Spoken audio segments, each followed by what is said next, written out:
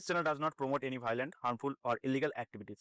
All content provided by this channel is meant for an educational purpose only. ডেবরায় জাতীয় সড়কে ভয়াবহ পথ দুর্ঘটনা। রড বোঝাই ট্রেলারে ধাক্কা ডাম্পারের।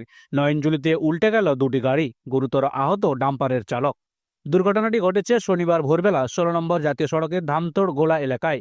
স্থানীয় ও পুলিশ সূত্রে খবর, একটি রড বোঝাই ট্রেলার গাড়ি ধামতোড়ের একটি গোডাউন থেকে রড কাটিং করে রড বোঝাই অবস্থাতেই 16 নম্বর জাতীয় সড়কে উঠছিল। ঠিক সেই সময় খড়গপুরের দিক থেকে দ্রুতগতিতে ছুটে আসা একটি ডাম্পার নিয়ন্ত্রণ হারিয়ে সজোরে ধাক্কা মারে সেই রড বোঝাই ট্রেলারে।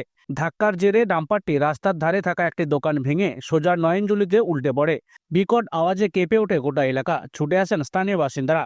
তড়িঘড়ি উদ্ধারের কাজ শুরু করে ডাম্পারের চালককে গাড়ি থেকে বের করে ডেবরা সুপার স্পেশালিটি হাসপাতালে পাঠানো হয়। হাসপাতাল সূত্রে জানা গিয়েছে, আহত চালকের অবস্থা আশঙ্কাজনক।